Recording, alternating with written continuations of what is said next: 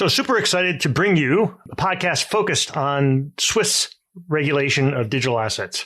I've got two phenomenal guests, Lars Schlichting and Olivier Depierre, and we really get into it. We break it down. We're going to do it over a couple of different episodes. And listen, if you're not familiar with Switzerland's role in the digital asset ecosystem, well, you're probably not in the digital asset ecosystem all that much because they certainly have a large number of foundations and companies located there. Everybody knows that the Ethereum Foundation is located there. But did you know, also Solana and a lot of other projects where the foundations or their companies are located there, including Curve, BitMEX, Bitrex, Bitcoin Swiss, Waves, Tezos, Near, Liquidity, Lisk, Cosmos. Did I say Cosmos already? Okay, I'm going to stop here. But Aragon, you get the picture. There's a ton of projects. It's a very stable, steady regulatory environment for the digital asset ecosystem. I think a lot of companies are now contemplating Switzerland as they're saying, I can't locate my business in the United States because who the heck knows what the regulators are going to do to me.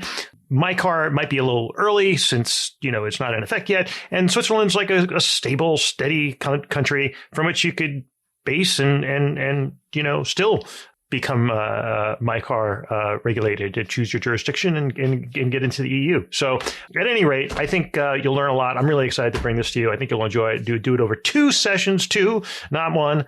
And so we'll kick it off. Enjoy. Welcome to The Encrypted Economy, a podcast exploring the business, laws, regulation, security, and technologies relating to digital assets and data. I am Eric Hess, founder of Hess Legal Counsel, and your host. Join me on this journey, exploring the reach of these transformative technologies. This is the Encrypted Economy, and today I'm really excited to have Lars Schlichting, founder of Lexify, recent founder of Lexify. We'll talk a little bit about that, and Olivier Depierre, general counsel of Medico, also a recent role for him. But before we begin, each of you have some pretty interesting backgrounds. Why don't we start with Lars? Tell us a little bit about this big move that you made to found your own company, and maybe give us a little bit of history of what brought you into the digital asset space. Yeah, Harry. So hello, everybody. Nice to meet you. So my name is Lars Schlichting. I am a Swiss lawyer, and I am into the crypto scene since 2016. When a client of mine explained to me what Bitcoin is, because he desperately was looking for a lawyer who was able to understand a little bit what is cryptocurrency could be used inside the Swiss legal system. And since then, my life changed because I was former a lawyer specialized in financial matter, but traditional one. And I can really say that now we are working, I would say, 80% of our time for digital assets in every case. So we do tokenization of assets, metaverse, and we work with the Swiss regulator for establishing digital banks, digital funds, exchange platform, and so on. Excellent. And what? Tell us a little bit about Lexify and how that evolved. Lexify, it's a new company that we just founded, my colleague and me, since we were seeing the need of this a really advisory in the digital world, especially in the legal digital world. And we were not so happy. We were working in a traditional law firm, and you can imagine a traditional law firm. I mean, you cannot always say all what you want, and you cannot also do all the marketing campaign that you want to do for digital assets. So we decided to open our boutique, which is really specialized in digitalization and tokenization of assets. Excellent. And before we talk to Olivier about your background, you also wrote a science fiction novel over a period of 10 years. So so tell us a little bit about that. It sounds like you might be at the end of that journey a little bit, but please share. Yes, I mean, everybody should also do something else. They're not just working. So at a certain point of my life, I decided to write a book. And it takes a long time because, as you say, it takes more than 10 years to get it. But at the end of this funny story, I participated to a competition where the first prize was we publish your book. The problem was my book was too big, so I just participated with half a book. And I didn't win, of course. but they enjoyed the first half of the book. They asked me for the second half, and then they decided to publish my book also. So I think, the only case where I didn't win, but I get the prize also. So I don't know if this is possible, particularly since we have a lot to cover on this podcast, but could you give us a general feel for what the science fiction book is about? It's the story of the Earth in 100 years from now, and the Earth will be discovered by intelligence alien species, and we will discover that we are not alone in the universe. There are still 4 other species outside, but the relationship between us and the other, and also between the other, are not so good. And this is the story of a guy who will be brought to a space station where all these species lives, and he will during the story will change a little bit his behavior according to the aliens, and he will see that working together is better than working alone. That is a little bit the message in the book, and he will meet with every single species, also in every single native planet of the species. And at the end of the story, we bring all the species together to solve a big problem of the galaxy. Let's put it this way. Excellent. And in the future, 100 years, what currency are they using? Yeah, that's Satoshi, of course. Satoshi. Okay. And has the U.S. figured out its digital asset regulation by that time? Or still, do we have an act of Congress by then? Look, I had the fortune that my book, the story of the book is for 90% outside the Earth. So the problem with the Congress is not a problem in my book, honestly. Maybe there's hope in that. I don't know. And Olivier, tell us a little bit about your journey and your recent move. Yeah. So after traditional legal studies like Lars, I guess, and the bar, I had opportunity also to do 3 different CAS, certificate of advanced studies in various domains. I guess I fell into the blockchain by early 2016. And I felt so well that I created my own law firm, small boutique by the end of the year. I had a great success because before the actually FINMA ICO guideline that we're going to talk about, when all the market went away to Liechtenstein and Gibraltar mainly, it was a great moment for ICOs, for legal advice on ICOs, qualifications of tokens and stuff. And I worked in a banking environment that was not directly related to crypto. Banks are moving slowly, but now they're moving a little bit faster. But I guess we're going to share about that with Lars later. And I had the chance to become the head of legal of a software company, indeed, that is specialized into banking software for onboarding crypto for themselves, Nostro, as we say here, or for the clients, Loro. And I still also give legal advice and have my own mandates. And that's pretty much it for the time being. So I'm also teaching at Geneva University on stablecoins and DeFi and various other small teaching assignments. And you're a music composer.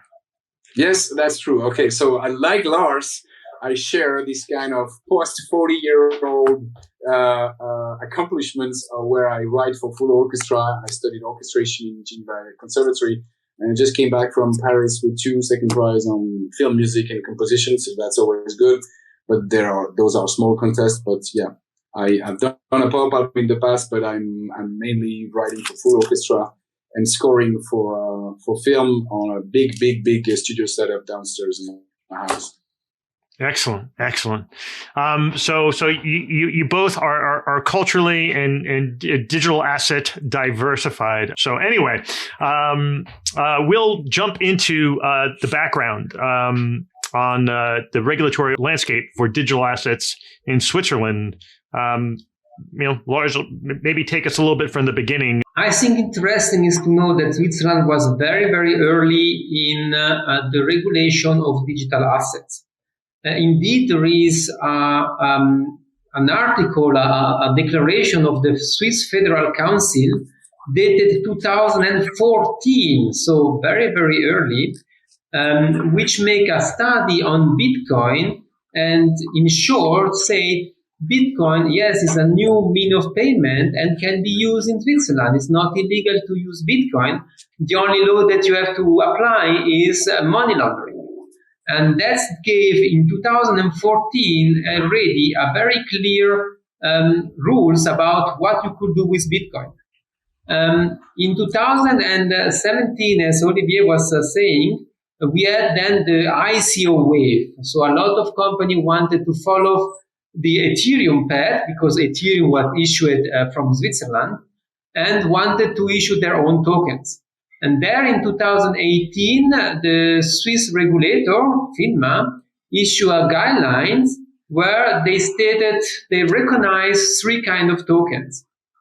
Payment tokens, which are tokens used for payments, accepted by more than one person. Utility token, which are tokens accepted only by the issuer for acquiring, selling their goods or services. And then the asset token. An asset token are tokens which are representing an asset. And they could be a security token if this asset is a security, or a non-security token if this asset is not a security. And so, which is, by the way, a copy-paste analysis by the SEC, which FINMA basically copied the SEC on those qualifications. I guess you agree with me, Lars, and added this so-called hybrid token that you will talk probably also about. But basically, we just copied the US on that aspect of analysis of tokens. Yeah, right. Hopefully, Switzerland stops copying the SEC. But yeah. But I think the point is that in Switzerland, since the guidelines stated that there are utility tokens, and if you are the only one accepting this token as a mean of payment, it's a utility token. We started to accept utility token as non-security token. The only point of where you have to be a little bit careful is that when you issue a utility token, you need to have your service ready the day you issue the token. So you cannot issue a utility token for financing yourself and developing the platform, because that will be then a security. But I mean, since 2018, we have these guidelines of FINMA, which makes things very clear when we are in front of a security, when we are not in front of the security. And then maybe the next steps that we take was in 2020, 2021, went in force, which is the DLT Act, so the Distributed Ledger Technology Act, which in fact is not it's a law, but it's a law which is amending existing laws. So let me explain. The Swiss concept is not to say blockchain is something new, let's do a legislation, ad hoc legislation for blockchain. We just say blockchain is a new way of doing all things, because payment token, we already have in Switzerland some mean of payment which is not the Swiss francs. Utility token, we already have some voucher that we use it. Asset token, well, we have shares, we have bonds, we have certificates, we have a lot of let's say not token-based assets which are already issued in another way. So the blockchain is just a new way, a new infrastructure for doing things that we are already doing now. So let's put some articles in the laws that already regulated some activities that we do, and by stating that we can do these activities also with blockchain. So, for example, in the Swiss Civil Code, we put some articles. We state that we can also own digital assets. So we don't own only physical things. We can also own tokens. Then we put an article on the bankruptcy law to say that if a bank that do custody of digital assets go bankruptcy, the digital assets belong to the customer and doesn't go to the bankruptcy liquidator. And we also created new kind of authorization for allowing to having stock exchange on the blockchain. So what we did in the Swiss model was not to issue a specialized law, but to install some law articles of law in the already existing legal framework. and to just use the existing legal framework, but just with another technology. Yeah, may I add something to this perfect overview by Lars? There is, I think, if we want to compare Switzerland with other countries, at all, but it's just a historical fact. On 14 December 2018, the Federal Council was the first international, from an international point of view, the first huge document drafted by an institution, which was the legal basis on the distributed ledger technology in blockchain in Switzerland in the financial aspect. There was a huge report of 462 pages, which we also had what so-called blockchain task force for the authorities in discussions with the public and with the corporations, and then we decided to change the existing law, as Lars perfectly said, and to create a specific rule that applies to token on a very specific qualification of private law. Agreed. But it all started with a huge report, and to my knowledge, and I don't know Lars, but I think it was the first report in the world from a legal from an institution, from a national institution, and it started the whole thing. And I think Switzerland saw the opportunity on the financial aspect earlier that maybe anybody else. And so we talked a little bit about digital assets fitting into the existing regulatory framework, and that if a asset token was a security, if it was if it represented a security, then it would be a tokenized security. But what is the definition of a security? How does that differ from the U.S.? Because the U.S. has gradually broadened. Yeah, it's the Howey test, and it's also the current SEC's interpretation of the Howey test, which is probably still broader. But how does the Swiss definition of security differ from the U.S.? Well, if you go on the Swiss legislation, there is a definition of securities, and securities are in fact is a financial right. So a right of getting some financial related to financial, which is the opposite to the owning right. So if I own something, it's not a financial right. So if I own a real estate, if I own a car, if I own physical gold, it's not a financial right. If I have the right of the financial value of gold, that is a financial right. So there is a difference between the two. And the law states that the securities are financial rights issued on paper, on a certificate, and now even on tokens. Dematerialized, yes. Exactly. So the real point is to understand if I have the right that the token is giving to me is just a financial right or is a ownership right. And let me do an example. Let's say that I give you a token, and this token gives you a right to vote. So what is this? Is this a financial right or an ownership right? So it depends.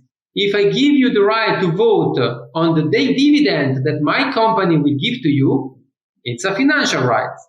If I give you the right to vote on the color of the t-shirt that your soccer team will use in the next season, this is not a financial right, and therefore this token, even if you have a right to vote, is not a security.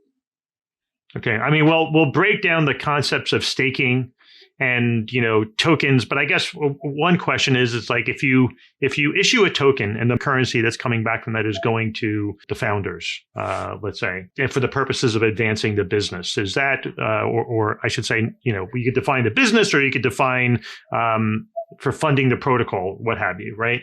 Would that be would that raise itself be a financial right if the token that you got didn't actually give you any claim against the protocol per se, that it just existed in the secondary, it really dependent on what others would trade for it, or the utility of it that you would then spend on, let's say, if you're a layer one transaction or what have you?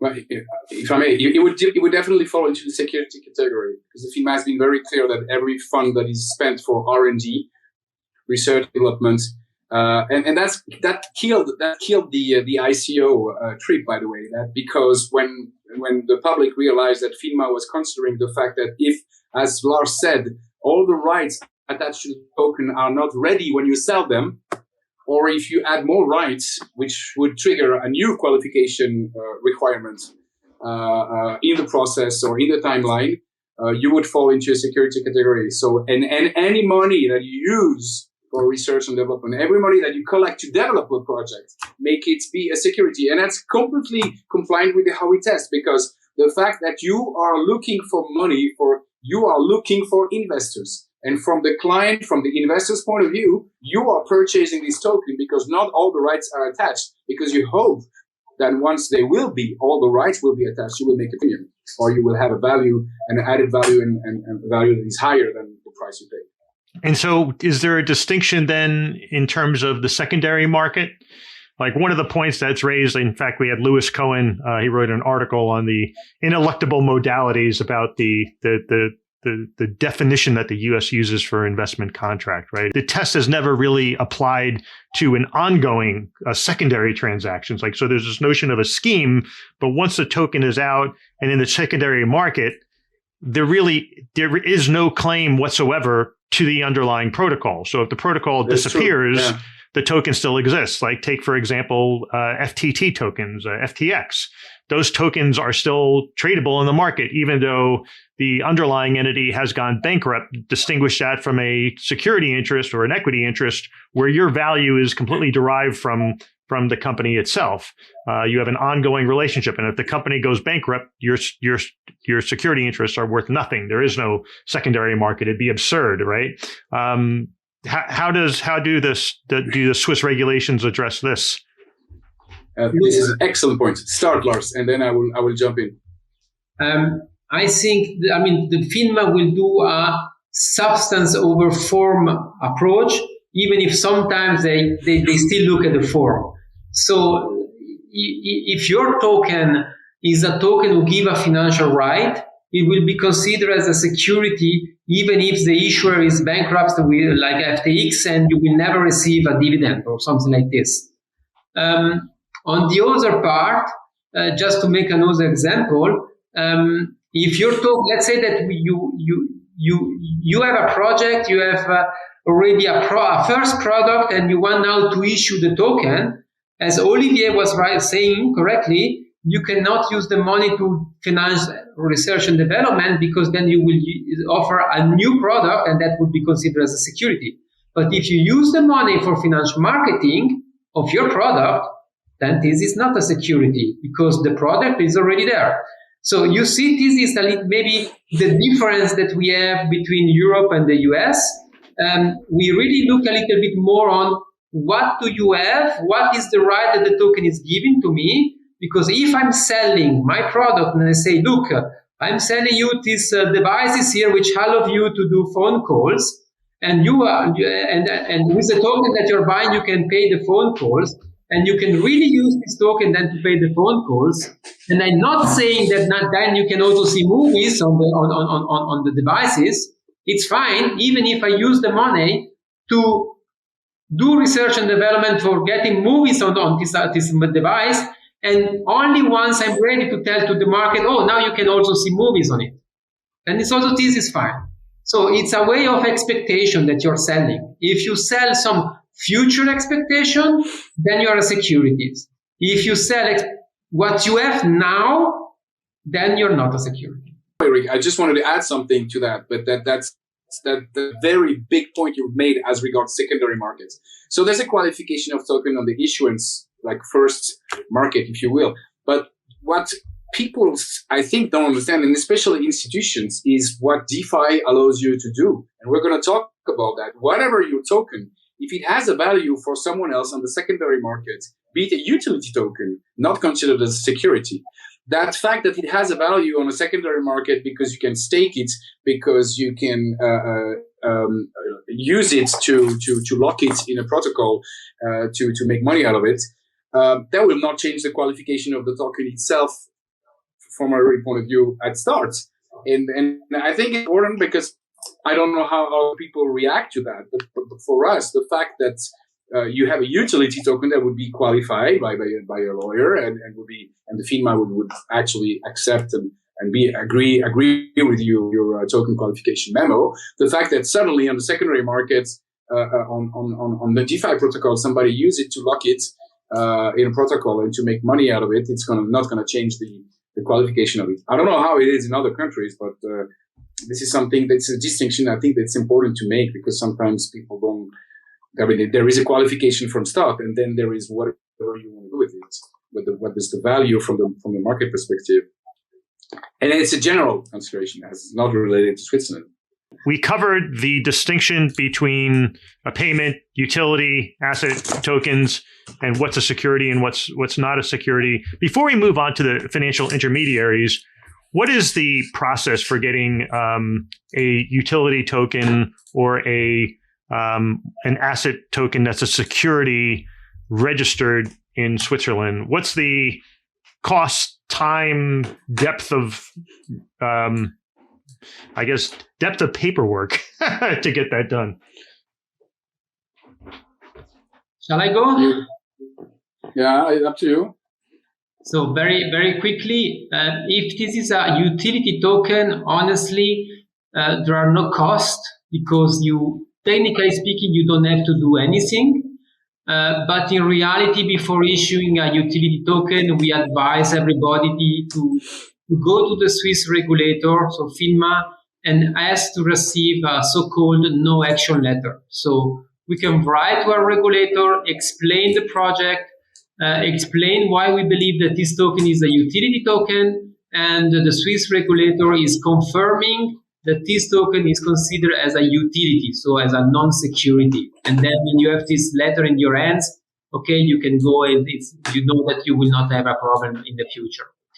On the other side, if the token is to be considered as a securities, then you have to write a prospectus.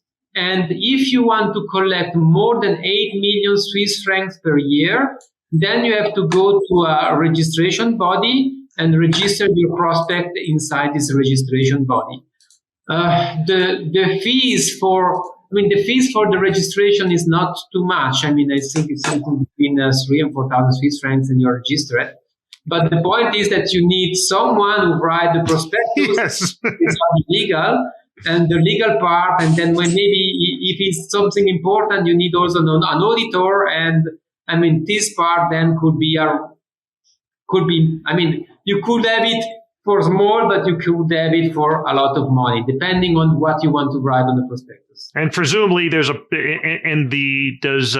regulator, and is it maybe FINMA, maybe not FINMA, I guess not, you'll tell me, but does the regulator have to approve it? Like, is there a comment back and forth on the prospectus before it's approved? You have to go to this registration body. It's not FINMA. It's another body who do this. And yes, if they think that the prospectus is not complying with the law, they will send it back to you. Right. So, and there might be other legislation also applicable than strictly financial legislation. If your token would be representing immovable property, you would have to make sure that there is a trigger percentage point that those kind of shares or tokenized shares of an SPV owning immovable property would not trigger too many percentage of foreigners, or like I have a lottery prospect, so there is an authorization for lottery. But otherwise, yes, Lars said it all. Yeah, there is AML legislation also. Yeah, well, we'll definitely get into that. So just comparing it to the U.S., there's the public registration process, which is very expensive, requires a lot of ongoing maintenance. And then there's also a known as Tier 2 or Reg A Plus registration, where it's not on a public exchange, but it would still trade. It still trades in the secondary market without. Oh, we won't get into that, but it can trade in the secondary market without additional state regulation. And to file one of those with the SEC, generally you would say it's somewhere north of 80,000. Simply, the costs of going through lawyers and what have you, north of 80,000. 80,000 would be sort of, some people could dispute, but that's, that's generally what you're looking at. And then there's sort of an ongoing maintenance requirement where you have to worry about filing. You have to have a board of directors, and if there's material changes in the business, they have to be reflected, which often can be very difficult for protocols to comply with because they may not have boards of directors. And material changes in the business could be very if you change your protocol, you don't want to have to file it in advance, particularly if you don't really have the infrastructure for doing so and you have to make determinations. How does that compare with the process in Switzerland? And costs. Lars, always Lars first. Lars doesn't want to give any estimates, but you don't have to. You can just give me a general scope. Look, let's put it this way. I have seen cases where it was less. So we were able to do a registration with around 40,000 Swiss francs. But as was I saying before, and as you said, it depends from case to case, honestly. Because you can do prospects which are pretty simple, and therefore you don't need too much law from lawyers, auditors, and whoever. But if you want to do a prospect which explains, especially if the company already existing since years, and you want to show some financial data, and you need also the audit report that's confirmed this financial data, then yes, it could be also around of 80,000 Swiss francs and even more than that. But as I said, I did a case where we spent 40,000, so it's feasible. Let's put it this way. You can, if you want to do it in a simple way, it's feasible and you can spend this money. Maybe the real issue is that this is Switzerland, and Switzerland is not really a big market. And if you want then to market your token outside of Switzerland, then you have to register your prospect also in the other countries, and that is still money that goes out. Expensive, yes. I had a project, by the way, where but still, what's interesting is that it's a country where, even though it's a small market, it's operated under this construct probably longer than most other jurisdictions. Like, you can pick an island jurisdiction like Bahamas, not Bahamas anymore, maybe, but Bermuda or Cayman, but there, the population is such that you're probably going to get close to zero penetration in that market, whereas in Switzerland, there is a market, right? There is a larger populace. They do trade in crypto. It's not big, but, define big, but it is a functioning market, albeit smaller one than the US or the EU. And then let me ask this question. So I find it fascinating. So when you are registered as a security in Switzerland, do you still have to implement the same type of structural governance controls as you do in the US, even if you're like a protocol? Do you have to now establish a board? Do you have to make? Do you have to file changes if there's a material change in your protocol? No, that's a filing that you need to do if you are listed on the secondary market. Right. So if you're listed on the stock exchange, then you have to do this kind of filing. But if you just want to issue your security token on the primary market, the only legal requirement is to have a prospectus. And again, to be registered only if you want to collect more than 8 million Swiss francs. If you are below 8 million Swiss francs, you don't even need a registration. So great. So so it's even if the costs are not necessarily cheap initially, it's the ongoing maintenance that isn't as difficult to manage as the US. Interesting. And before we move on, because we're 30 minutes into the podcast and we're still talking about categorization. But before we move on, and it's my doing, of course, but how would you compare and contrast the categorization with the latest draft of MiCA? More differences, obviously, than similarities. Obviously, there's a lot of similarities, but what would you note as the primary differences? Well, there is the asset token codification. There is the electronic money, which is corresponding to the payment token from a Swiss and US perspective. And there is the utility token, which is not used in the in the financial environment, which doesn't trigger registration or supervision. Right. But there is also the conditions. If some conditions are met, you have some more requirements. Like if you are, maybe you remember by heart, Lars, because I don't. But there is, if you have 1.5 million revenue, or if you have more than, there are trigger points which are triggering a higher requirement. Do you know them? Or otherwise, I'm going to have to look at it because I don't know it by heart. But no, by heart, no. For me, the biggest difference with MiCA is that the MiCA doesn't foresee the asset token as a token. So the MiCA says, for all the security tokens, we apply MiFID legislation, and the MiFID legislation it's law that you have to look if you want to do a security token. For non-security token is MiCA, but MiCA rules only what we call the payment token. So the R token and the e-money token, at the end of the stories, are payment tokens. And then there is this category of non-IRT and non-e-money token, which is a little bit of everything, which are the non-securities asset token, if you want, and the utility token. So there is not really a clear definition, like in Switzerland, of what is a utility token. That is what, in my opinion, is missing a little bit in MiCA. Interesting. But there is a very interesting point on the stablecoin side from a MiCA perspective, which makes it very, very hard for any not private individual, but for private initiative to become a centralized private stablecoin. And it all started because of the Libra DM project. Yep. And MiCA make it very hard for any commercial project to establish a centralized private stablecoin, asset-backed, of course. And it's not applicable for central banks. So for the central banks to issue a CBDC, which we're going to talk about later, MiCA doesn't apply for them. So we can see that the legal system is very much afraid of this so-called ID, that private entity. There was a scandal with Facebook that everybody was talking about, that they don't agree that they would have the Regalian power of issue money. So that legal text is made especially to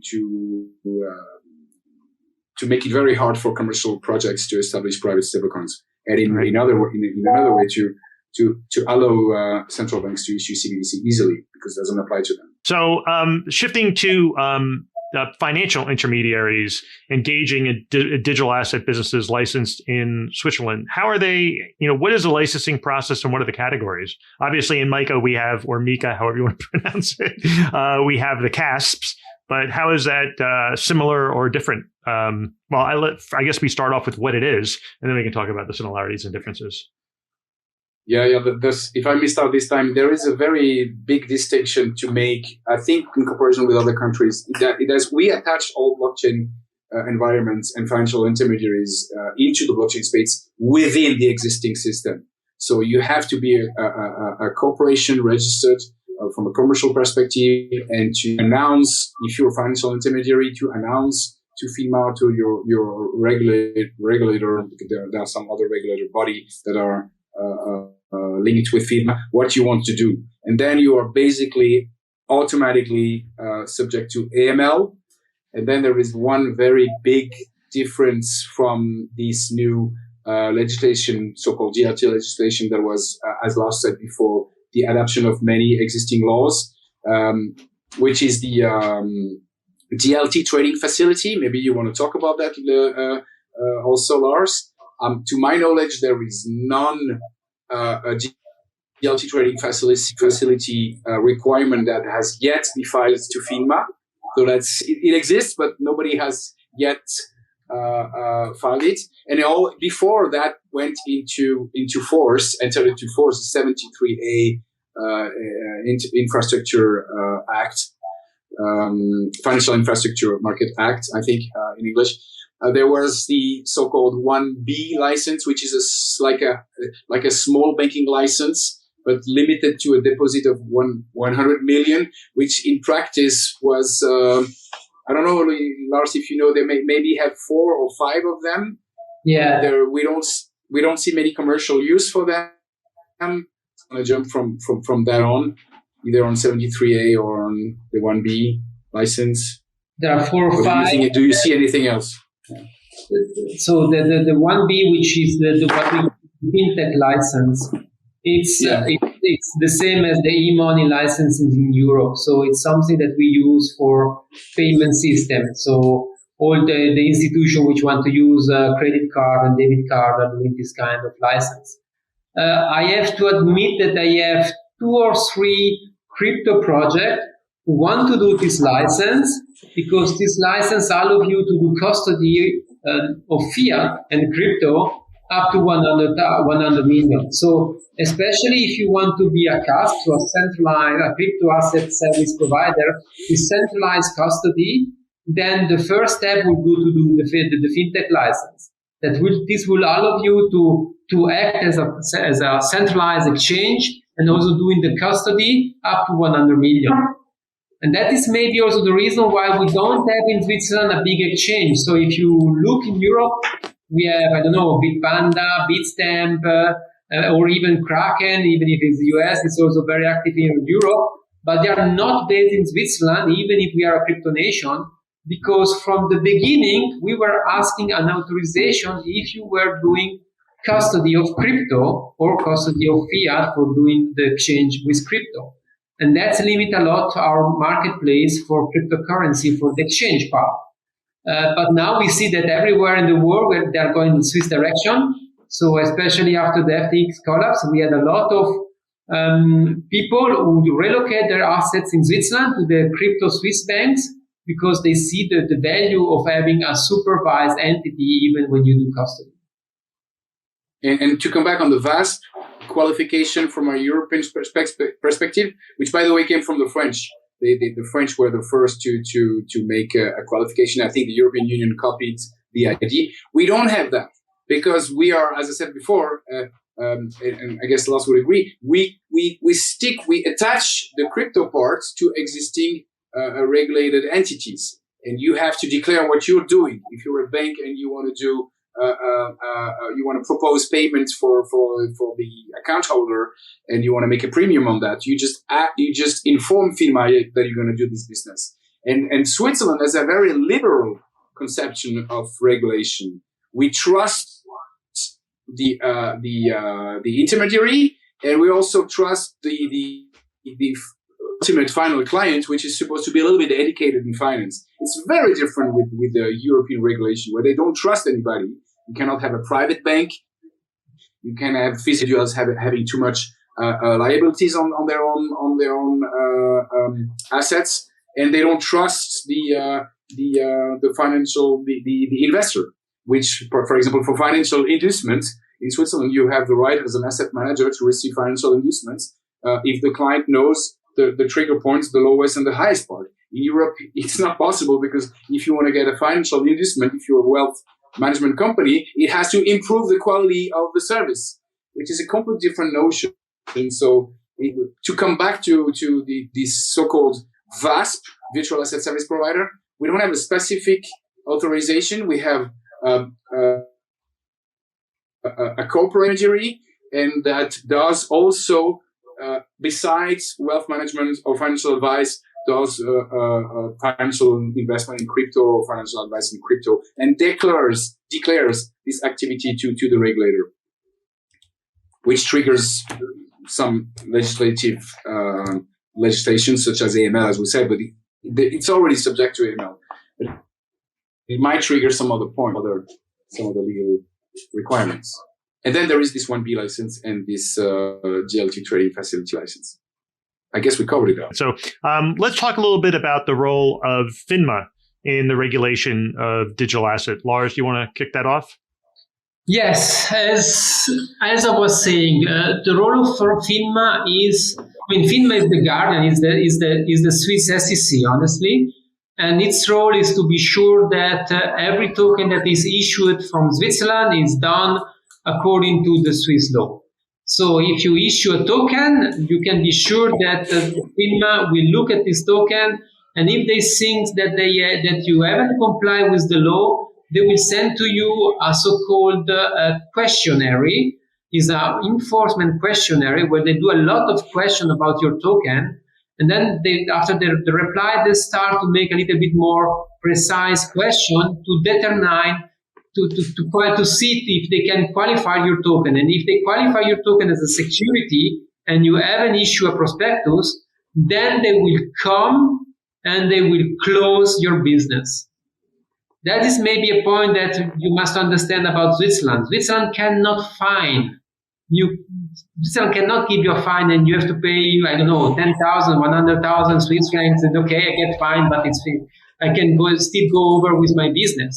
If you don't comply with the law, FINMA has only one measure that they can take, and is to close you down. They close really your business down if you don't comply with the law. That is also why we always propose to our clients to do the no action letter first. So it's better than if you don't think that your token is a security, that you go to FINMA and you show to FINMA what you want to do first, and then you have FINMA that do the statement and say, okay, you're not a security, you can go forward. And if you think that your token is a security, then yes, do it. You don't need to go to FINMA, but you have to do it according to the law. That is what you have to do. So if FINMA shuts you down, can you turn around and at that point issue a prospectus? I mean, obviously it could be very damaging. The delay could be problematic to your business, but can you do that? I guess you have to make a DeFi protocol. Look, there is a major principle, which is the proportionality principle. So let's say if I am a big entity with a lot of employees and I am active not in the financial sector, and I did a bond because I wanted to finance myself and I did it wrongly, then FINMA will come and say, hey, you bad guys, you did it wrongly, but since this was just a small part of all your activity and the rest of the activity is not concerned by the fact that you have done a wrong prospectus, then they will not close you down. But if you are a blockchain protocol and you have issued your token which works on your protocol and you say that you were paying dividends out of the protocol, then they will come and close it down. That's for sure.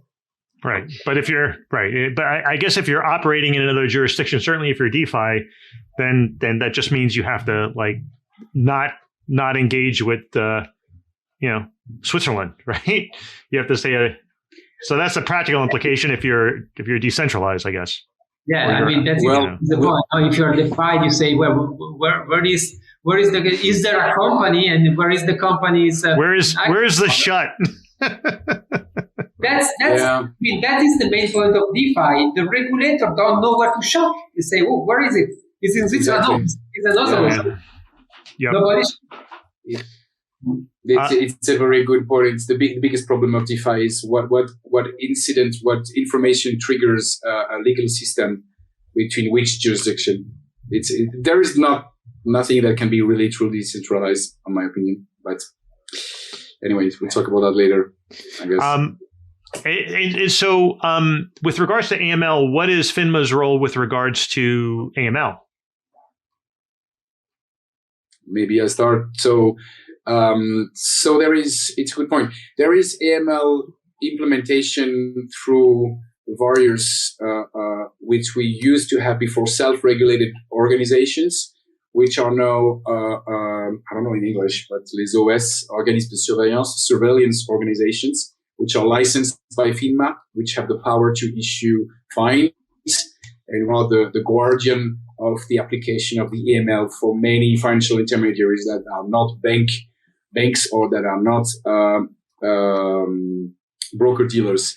Then FINMA takes care of the AML surveillance on a consolidated aspect.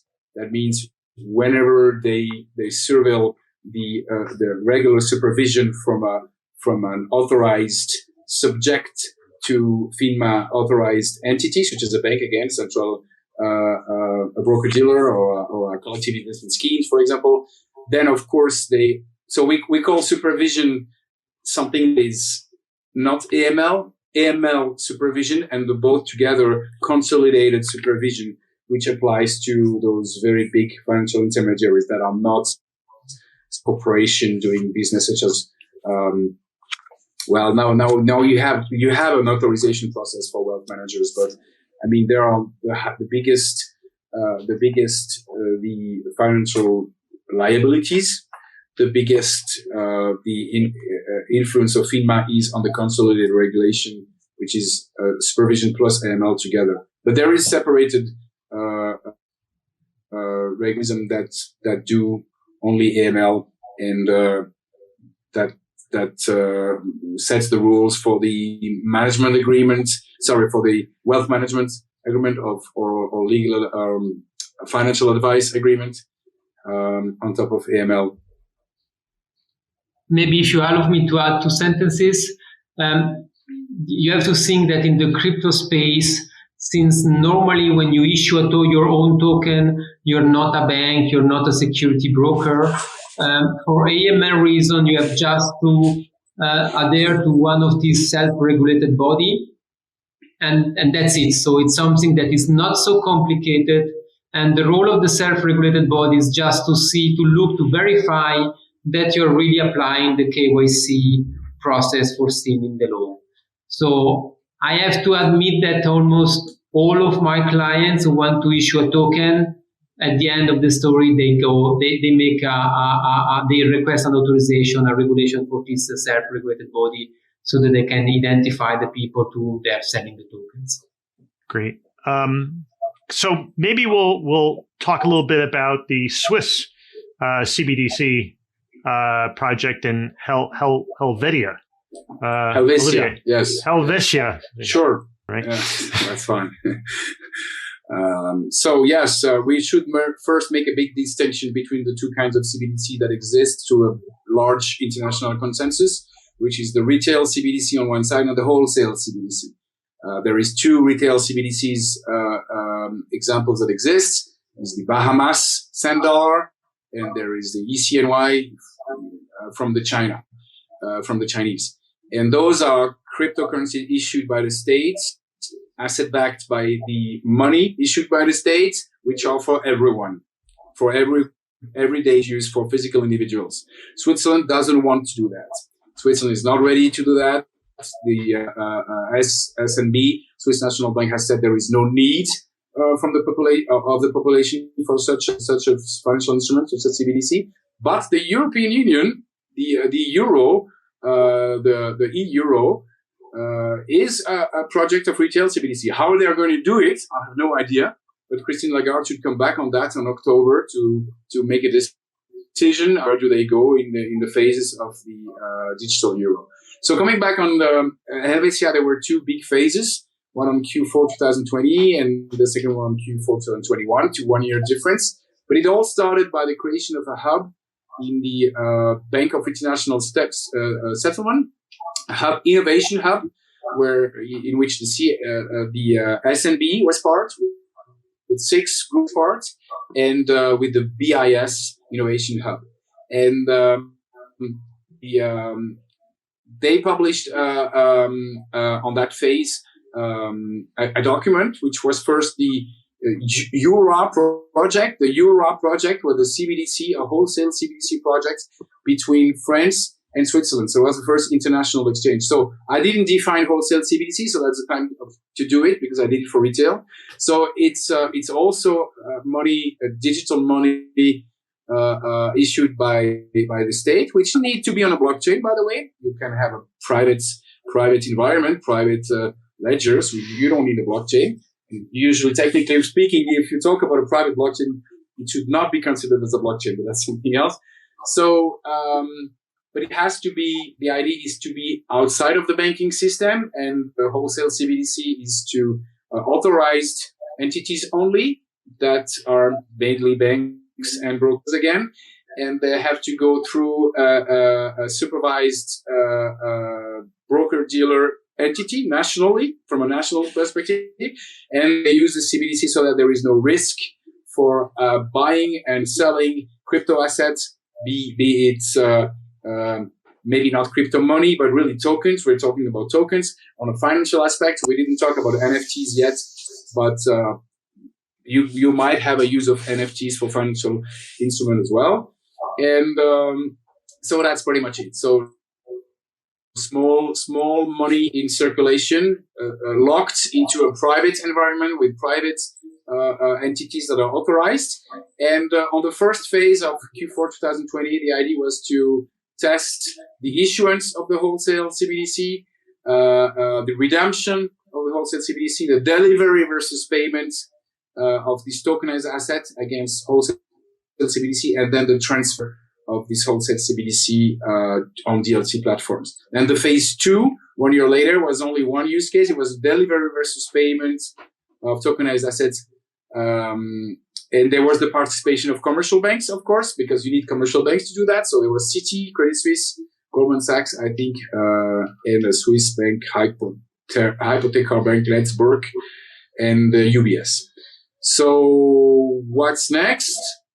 The idea is to have an integration of wrapped CBDC into banking systems, and the involvement of other cross-border payments with this wrapped CBDC between diverse participants. So there's two aspects. There is the national internal aspects to use that wholesale CBDC within the Swiss financial ecosystem environment with authorized entities through the broker-dealer, a national broker-dealer, and with the Swiss franc, crypto Swiss franc. And there is the use of the technology of how to transfer CBDC between internationally to other commercial banks and ultimately, of course, to various central banks themselves. That's there are other projects that I don't know very well. There is a project in Canada and the Monetary Authority of Singapore called Jasper Ubin. I think there is Stella, the Central European Bank and Bank of Japan. And there are crazy project that one of my big friends, Cyril Lapinte, which is a big developer on Solidity and which is part of the lexicon we have done on blockchain terminology in Geneva University. The Mariana project between the Swiss National Bank, Banque de France, the Monetary Authority of Singapore, and the hub of BIS, which is to exchange CBDC via DeFi. So I think there's a misunderstanding from the national institutions to what DeFi is, because the purpose of DeFi is to be decentralized and to be outside of any legal scope and legal aspect. So I don't know. I'm really looking to see the study of this Mariana project coming by mid-2023 to see big institution, SNB, Banque de France, MAS, and want to try to exchange CBDC via DeFi. So the market has to decide if your CBDC has a value for them, which probably it will, because it's issued by the state. But it's very interesting what's going on.